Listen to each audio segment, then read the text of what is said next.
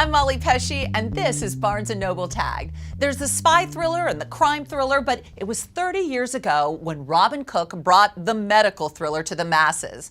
And since then, the genre has been alive and well. Dr. Robin Cook decided to become an author, much the same way he learned medicine, by dissecting the process. He studied what made a bestseller and added a few observations of his own. His first delivery, Year of the Intern, basically flatlined.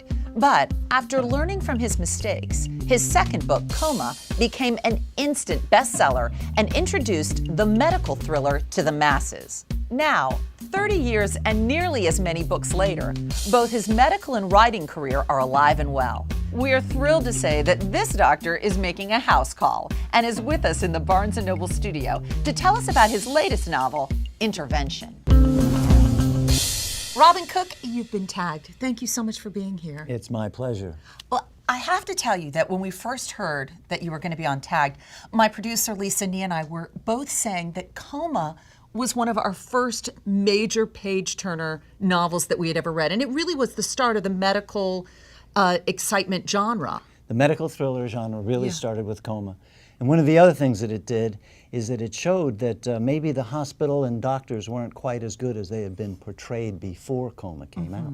You've had no shortage of topics. Tell us about some of those that you found to be quite controversial, following in that vein. Well, what I set out to do was to try to use entertainment to get people to understand medical issues.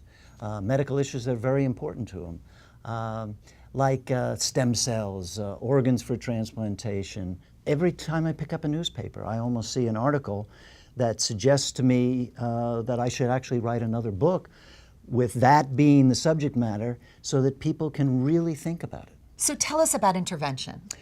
Well, Intervention is a story of three guys, and one's an archaeologist, one's an archbishop, and one is my Jack Stapleton, my sort of alter ego. And these three guys meet up in this story. There's two stories that then come together. One is a very amazing discovery that takes you from Cairo to St. Peter's, and it's a ossuary, and there's some bones in it. That's one. And then there's another story of Jack trying to figure out what killed this young 27-year-old woman. And actually, strangely enough, these two stories come together here in New York. I have to say, your book talks a lot about chiropractics. It talks a lot about acupuncture and some of the more unusual forms people are taking now to get treatment. And it really opened my eyes to a lot of things that I think people are going to consider quite controversial. People don't realize that there is some risk. But my point in this book about alternative medicine is that people approach it almost like a religion. And that makes them very difficult for these people to kind of evaluate whether it's appropriate for them to go or spend the money on it. The United States government has spent about $2.5 billion studying alternative medicine now. And the proof is in the pudding is that it's a placebo effect.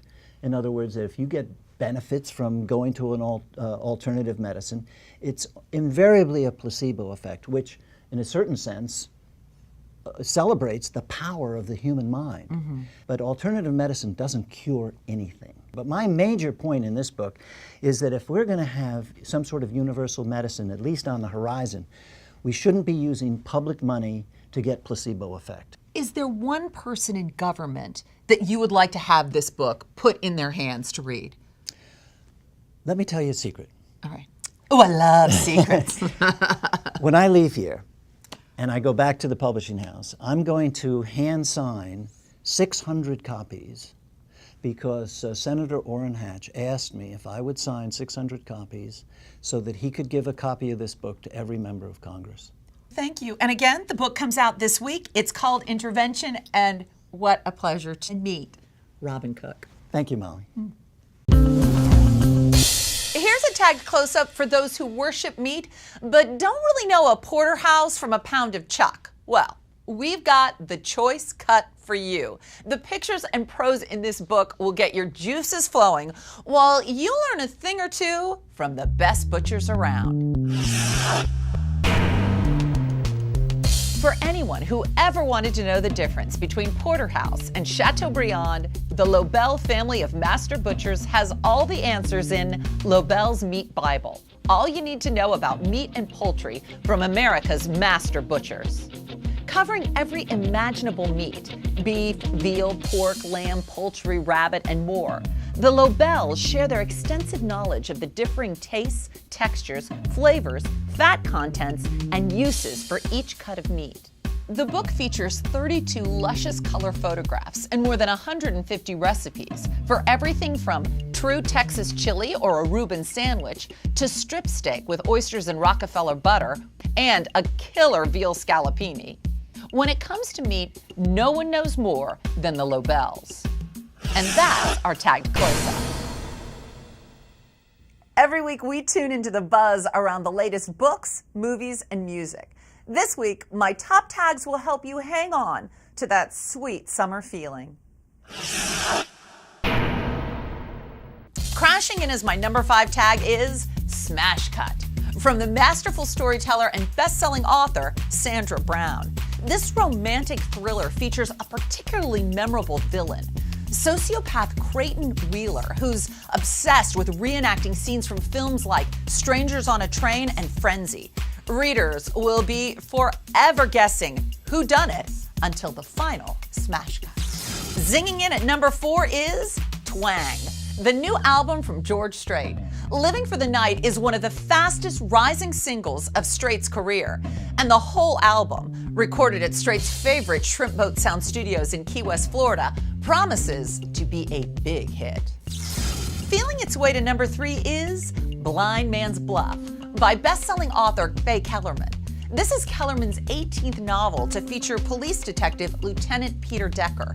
In this case, Decker's wife Rena finds that some jury duty should include hazardous duty pay when a chance courtroom encounter thrusts her into the case, putting her in harm's way and putting Decker's professionalism to the test. Deja vuing as my number 2 tag is 17 Again on DVD and Blu-ray. Matthew Perry plays a former high school basketball star that gets a second shot at life when he is miraculously transformed into a teenager played by Zac Efron, and is offered the chance to redefine his future. Located in my number 1 tag position is South of Broad by beloved best-selling author Pat Conroy. South of Broad gathers a unique cast of sinners and saints, but the final test of friendship that brings them all to San Francisco is something no one is prepared for. If you are a fan of Conroy's many novels like The Prince of Tides and Beach Music, you are in for a real treat. And those are my top tags for this week. I've always wondered if these medical thrillers really do get my heart racing.